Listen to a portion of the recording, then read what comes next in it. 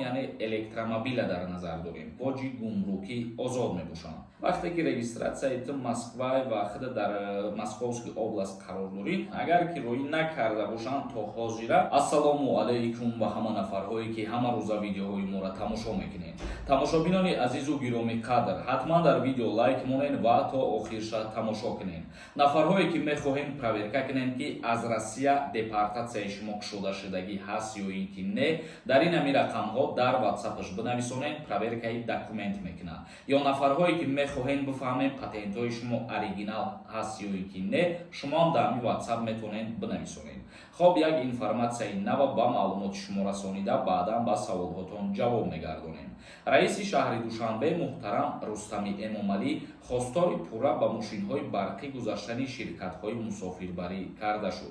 در جلسه مجلس وکیلان خلقی شهر دوشنبه تطبیق برنامه دولتی رشد نقلیات برقی در تاجیکستان برای سال‌های 2023 و 2026 بررسی گردیده است. یعنی که در جمهوری تاجیکستان جلسه مجلس وکیلان خلقی برگزار گردید و در این مجلس جلسه وکیلان خلقی رئیس شهر دوشنبه محترم رستمی امامعلی خواستار شد که تمام شرکت‌هایی که عین حال با تاکسیرانی مشغول میباشند ماشین‌هاشان به قسم ماشین‌های برقی گذرانیده شوند.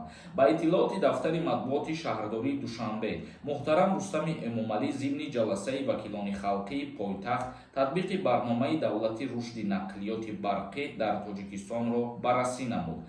گفته می شود که وزارت نقلیات جمهوری تاجیکستان اطلاع داده بود که در دایره برنامه رشد خودروهای برقی واردات بیشتر، فراهم آوردن رشد انفراستراکچورها، بخش اولسازی این قابل ماشین‌ها و تحکیم آن همچون یک بخش نو در اقتصاد کشور در نظر می باشد. و اینچنین گفته می شود که برای وارد کنی ماشین‌های برقی به جمهوری تاجیکستان یکی از سبوکی‌های بهترینش همین می باشد که هر نفری که ماشین برقی وارد میکنه به جمهوری تاجیکستان، یعنی الکترومبیل در نظر داریم، او را رستموشکا نمیکنند، یعنی در گمرک یگان نمود مبلغ نمیسپارند. گفته می شود که از پرداخت کردن باج گمرکی آزاد می باشند. و اینچنین رئیس شهر دوشنبه محترم رستمی امامعلی موظف گردانید کارکنها را که در مورد وارد کردن ماشین‌های برقی جایهایی که همون ماشین‌های برقی را ضرر میمونند هموان نیز زیادتر گردانیده شود.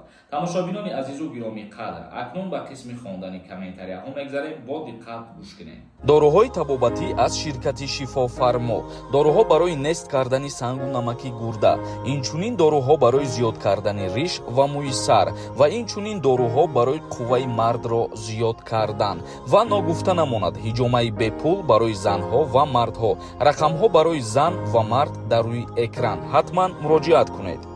شریف نویسنده: السلام علیکم برادر، همی استودنتسکی بلیت میکنید در مسکو، همی یگان فایده داره برای مهاجران. استودنتسکی بلیت کردن اگر افیциальний باشه بله فایده داره. در حالتی که شما افیциальний استودنتسکی بلیت فالشیوی تیار میکنین، این خودش علاقه یک قانون شکنی در فدراسیای روسیه میباشه. قیومов نویسنده: السلام علیکم اکای سوربان، الله از شما راضی باشه.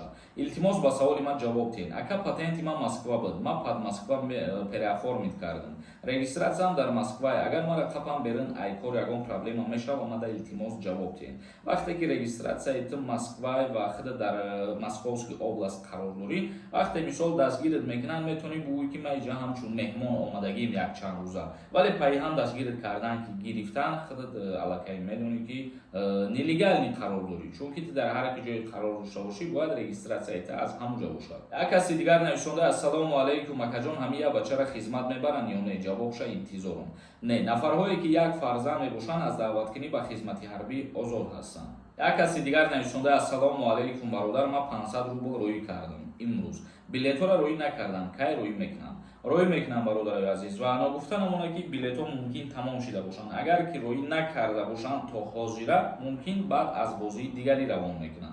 یک کسی دیگر نوشته: السلام علیکم اکای سوربان، من فیکتیونی برک کردگیم، RVP دارم، انولی رو باید میکنم پیشکی رحمتی کلام با واسطه اموزاکس دمیره اگر دسترس کردگی باشی بله، چون که در فدراسیای روسیه حاضی فیکتیونی برک کردن اجازت نیست. یک کسی دیگر نوشته: السلام علیکم اکا، اگر ونژ داشته باشی و زاکس برای ایران داخل دارد، اگر زاکس فیکتیونی برک باشه بله برای همش داخل دارد.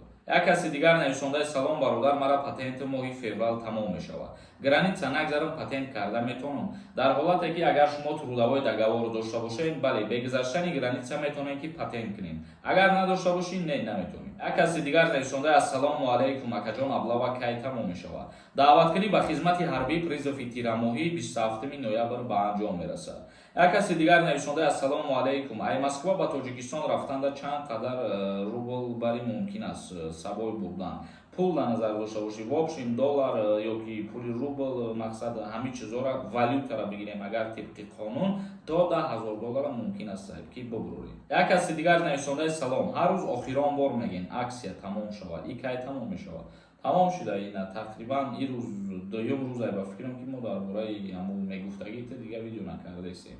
бародарони азизу гироми қадр, видеоро ҷамъбаст мекунем то наворҳои дигар. худованд ҳамаи мо шуморо нигаҳбон бошад.